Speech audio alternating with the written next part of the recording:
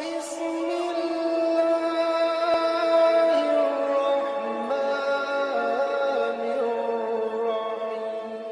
ورحمة الله وبركاته. الحمد لله كفى وسلام على عباده الذين اصطفى. أما بعد، أعوذ بالله من الشيطان الرجيم. بسم الله الرحمن الرحيم. إن المنافقين يخادعون الله وهو خادعهم وإذا قاموا إلى الصلاة قاموا كسالى يراءون الناس ولا يذكرون الله إلا قليلا. عن عائشة رضي الله تعالى عنها عن النبي صلى الله عليه وسلم قال: ركعة الفجر خير من الدنيا وما فيها. معزز سامعین کرام، نوجوانان اسلام، پردہ نشین خواتین، کل کے درس میں ہم اور آپ نے نماز فجر پڑھنے کے فائدے کیا کیا ہیں اس کے بارے میں سنا. آج نماز فجر چھوڑنے کے نقصانات کیا ہیں انشاءاللہ اس کے بارے میں سنیں گے. فائدہ تو بہت سنے تھے، فرشتوں کی رپورٹ میں کامیابی، خیر و برکت کا حصول، حج اور عمرے کا مکمل ثواب، آدھی رات کے قیام جتنا ثواب، اللہ تعالیٰ کی حفاظت کی ذمہ داری، قیامت کے اندھیروں میں روشنی کا ملنا، قیامت کے دن آخرت میں اللہ تعالیٰ کا دیدار نصیب ہونا، اسی طریقے سے جنت کی ضمانت کا ملنا. تقریباً 8 فائدوں کا ذکر میں نے کل کیا تھا. لیکن اگر کوئی آدمی فجر کی نماز چھوڑ دیتا ہے، اس کو نہیں پڑھتا ہے، نماز فجر کے لیے اٹھتا نہیں ہے، تو شیطان تو چاہتا ہی یہی ہے، شیطان کا مقصد ہی یہی ہے کہ بندہ سویا رہے، اللہ کی عبادت کے لیے اٹھے نہ. قرآن و حدیث کے مطالعہ آپ کیجئے، آپ کو پتہ چلے گا شیطان کی بڑی کوشش رہتی ہے کہ انسان فجر کی نماز کے لیے سویا رہے تاکہ وہ اپنے دن کا جو آغاز کرے وہ اللہ کی نافرمانی کرنے کے ساتھ میں کرے. ہے کہ نہیں میرے بھائیوں؟ اور آج شیطان اپنے اس مقصد میں تقریباً 90% کامیاب ہے. فجر کی نماز میں لوگوں کو سلائے رکھتا ہے، اٹھنے نہیں دیتا ہے. تو نماز فجر چھوڑنے کا سب سے پہلا نقصان جو ہے وہ یہی ہے کہ نماز فجر نہ پڑھنا یہ منافقین کا شیوا ہے، یہ منافق کی عادت ہے. یہ نماز فجر کا نہ پڑھنا یہ بوجھل اور دشوار والی نماز کس کے اوپر ہے؟ منافقوں کے اوپر. دلیل بخاری کی حدیث سنیے. عن ابی ہریرہ رضی اللہ عنہ قال قال النبی صلی اللہ علیہ وسلم لیست صلاة اثقل علی المنافقین من الفجر والعشاء ولو يعلمون ما فيهما لاتوهما ولو حبوا. رواہ البخاری، حدیث نمبر 657. اللہ کے نبی جناب محمد رسول اللہ صلی اللہ علیہ وسلم نے ارشاد فرمایا کہ منافقوں کے اوپر فجر اور عشاء کی نماز سے زیادہ بھاری اور مشکل کوئی دوسری نماز نہیں ہے. اللہ کے نبی نے کہا اگر انہیں معلوم ہو جائے کہ ان دونوں نمازوں کے پڑھنے میں کتنا زیادہ ثواب ہے تو لَأَتَوْهُمَا وَلَوْ حَبْوَا، اگر چاہے انہیں ان کے گھٹنوں کے بل گھسیٹ کر کے آنا پڑے تب بھی وہ ضرور آئیں گے. اتنا ثواب ہے ان دونوں نمازوں میں کہ کسی آدمی کو گھٹنوں کے بل اگر گھسیٹ کر کے بھی مسجد میں آنا پڑے تو آئے گا. آگے اللہ کے نبی نے بیان فرمایا میرے بھائیوں کہ میرا دل نے ارادہ کیا، میرے دل نے یہ چاہا کہ میں مؤذن کو حکم دے کہ وہ اقامت کہے اور نماز پڑھانے کے لیے، لوگوں کی امامت کرانے کے لیے کسی اور کو میں حکم دے دو، اور میں آگ کا شعلہ لوں، آگ کا شعلہ لے کر کے نکل پڑو اور میں جا کر کے ان کے گھروں کو آگ لگا دو جو ابھی نماز کے لیے نہیں نکلے، یعنی عشاء یا فجر کی نماز کے لیے نہیں نکلے، میں ان کے گھروں کو آگ لگا دوں۔ ذرا سوچئے تو صحیح، نماز فجر نہ پڑھنے والا یا عشاء کی نماز نہ پڑھنے والا اللہ کے رسول کی نگاہ میں کس قدر قابل نفرت ہے کہ میرے نبی نے اس کے گھروں کو آگ سے جلانے کا ارادہ کیا۔ لیکن ایک روایت میں یہ بھی ہے کہ ان کے گھر میں بچے بھی ہیں، عورتیں بھی ہیں، اسی لیے میں جلانا پسند نہیں کرتا۔ لہٰذا میرے بھائیوں، یہ منافق کی عادت، یعنی فجر اور عشاء کی نماز مشکل، بھاری، بوجھل، یہ منافقوں کے اوپر پڑتی ہے۔ صرف فجر عشاء ہی نہیں، منافقوں کے اوپر تو ساری نمازیں بوجھل ہوتی ہے، وہ اللہ کے ساتھ دھوکہ کر رہے ہیں۔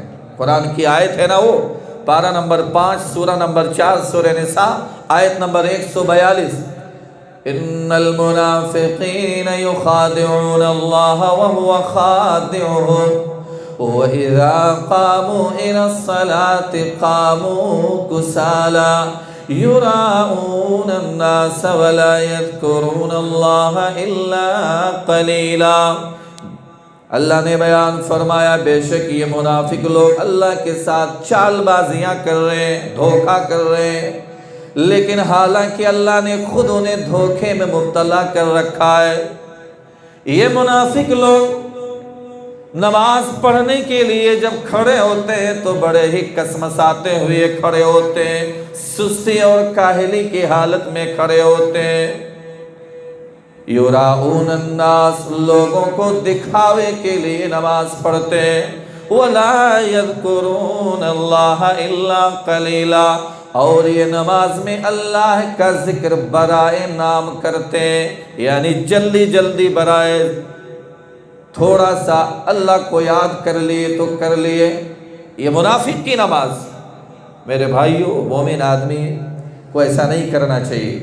تو ہم اور آپ کو پہلا نقصان جو معلوم ہوا کہ نماز فجر چھوڑنا یا پیچھے رہنا یا دشوار اس کے اوپر جو ہونا ہے وہ منافق کا شیوا اور عادت ہے۔ نمبر 2، نماز فجر چھوڑنے کا دوسرا نقصان، شیطان کا قیدی بن جاتا ہے انسان۔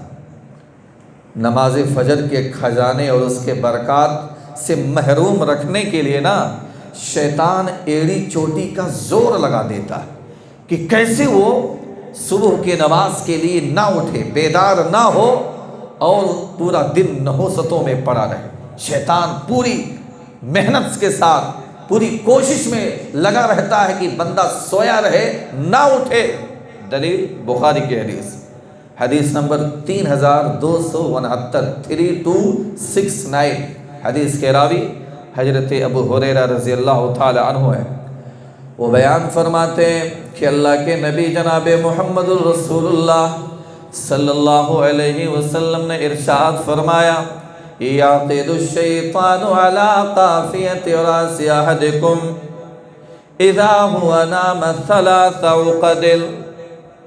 اللہ کے نبی نے بیان فرمایا جب تم میں سے کوئی آدمی سویا ہوا ہوتا ہے تو شیطان جو ہے اس کے سر کے گدی میں 3 گرہیں لگا دیتا ہے، 3 گاٹھ لگا دیتا ہے، اور وہ ہر گرہ پر تھپکی دیتے رہتا ہے کہ ابھی بہت لمبی رات باقی ہے، سویا رہا، آرام کر، پڑا رہ، اٹھنے کی ضرورت نہیں ہے، تھپ تھپی لگاتا رہتا ہے، لمبی رات ہے، آرام کر، سویا رہ، ابھی مت اٹھ۔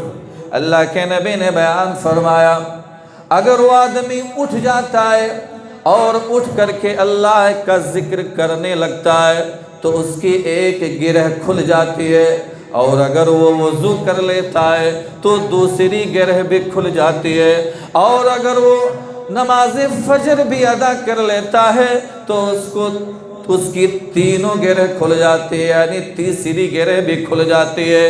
اللہ کے نبی نے بیان فرمایا پھر وہ آدمی خوش مزاج ہو کر کے، خوش و خرم ہو کر کے دن گزارتا ہے، ورنہ بد مزاج اور سست ہو کر کے دن گزارتا ہے۔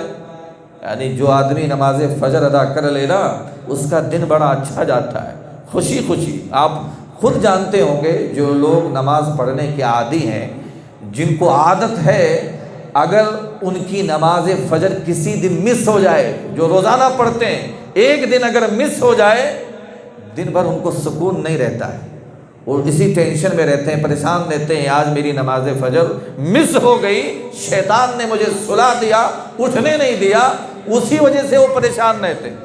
لہٰذا میرے بھائیوں، شیطان کے قیدی مت بنیے، فجر کی نماز کے لیے اٹھیے، صرف رمضان میں نہیں، سال بھر اٹھیے، نماز فجر پڑھتے رہیے۔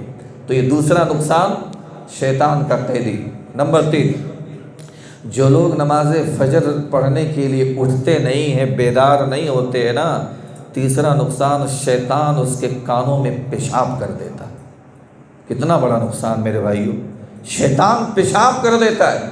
دلیل بخاری کی حدیث 1144 نمبر کی حدیث 1144، عن عبداللہ رضی اللہ عنہ قال ذکر عند النبی صلی اللہ علیہ وسلم رجل فقیل ما زال نائما حتى اصبح ما قام الى الصلاة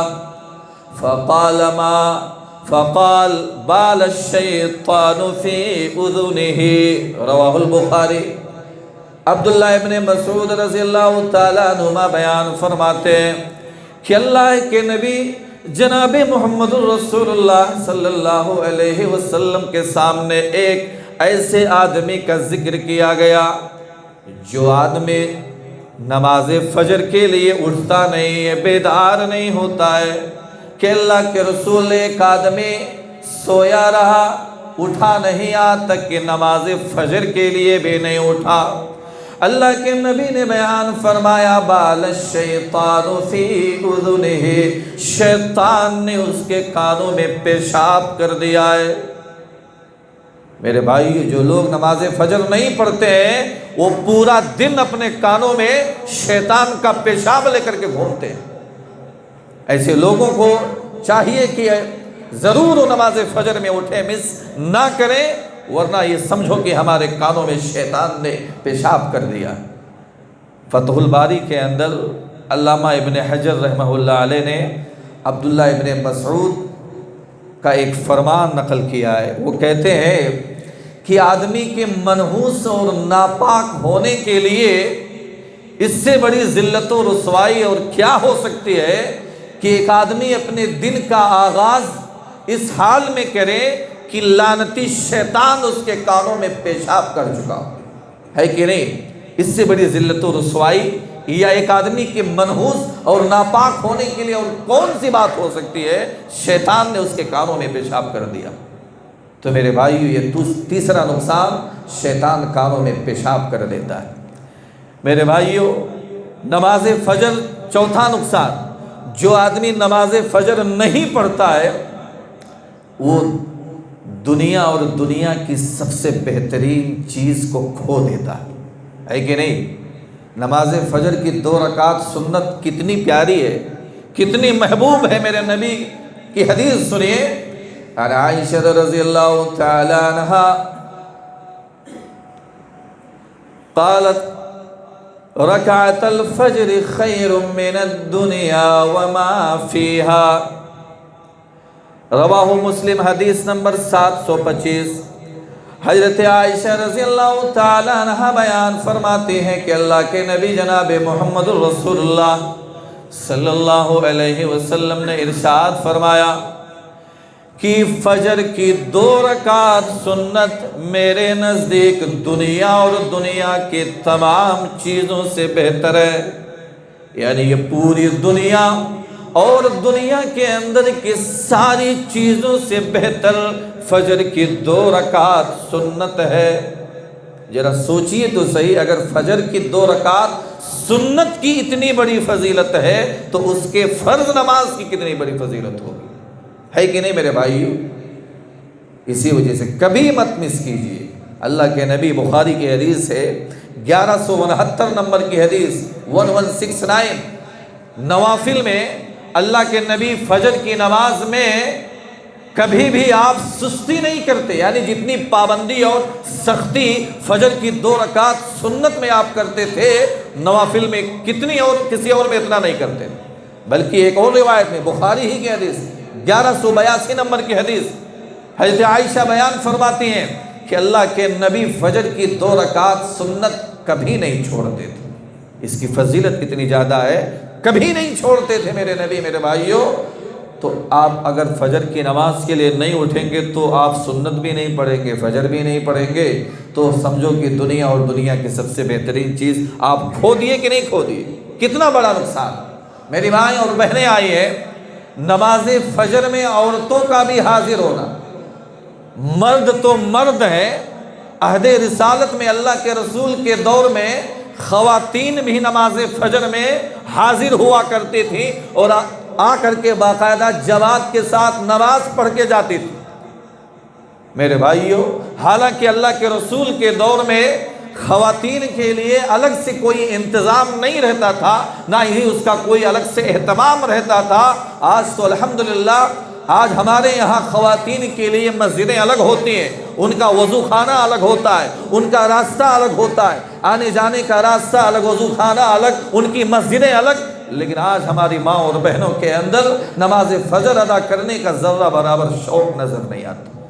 دلیل کتاب اللؤلؤ والمرجان، کتاب المساجد، حدیث نمبر 377، حضرت عائشہ رضی اللہ تعالی عنہ بیان فرماتی ہیں کہ نبی اکرم صلی اللہ علیہ وسلم کے زمانے میں مومنات میں سے کئی عورتیں اللہ کے رسول کے ساتھ نماز فجر کے لیے آیا کرتی تھی، اور جب وہ نماز فجر ادا کر کے اپنے گھروں کو واپس ہوا کرتی تھی تو اندھیرے کی وجہ سے وہ پہچانی نہیں جاتی تھی۔ نماز فجر اندھیرے میں ہوتا ہے، وہ نماز فجر ادا کر کے واپس چلی جاتی تھی، اندھیرے کی وجہ سے پہچانی نہیں جاتی تھی۔ لیکن اللہ کے نبی کے دور میں خواتین بھی نماز فجر کے لیے مسجد میں حاضر ہوتی تھی، اور مسجد الگ نہیں ہوتا تھا، ان کے لیے کوئی الگ سے انتظام نہیں ہوتا تھا۔ آج تو ہمارے یہاں مسجدیں الگ، وضو خانہ الگ، ان کا راستہ الگ۔ اگر وہ چاہیں تو کم سے کم جو گھر کے آس پاس، مسجد کے آس پاس کی عورتیں ہیں وہ تو آ سکتی ہیں کہ نہیں آ سکتی؟ میرے بھائیو، اسی لیے حدیث ہے، بخاری کی حدیث، ابن عمر رضی اللہ تعالی عنہما بیان فرماتے، 865 نمبر کی حدیث ہے، اللہ کے نبی نے بیان فرمایا، اگر تمہاری بیویاں، تمہاری عورتیں رات کے وقت مسجدوں میں آنے کے لیے تم سے اجازت مانگے تو تم انہیں اجازت دے دیا کرو۔ یہ میرے نبی کا فرمان، رات کے وقت اگر تمہاری بیویاں مسجدوں میں آنے کے لیے اجازت مانگے، اجازت دے دیا کرو۔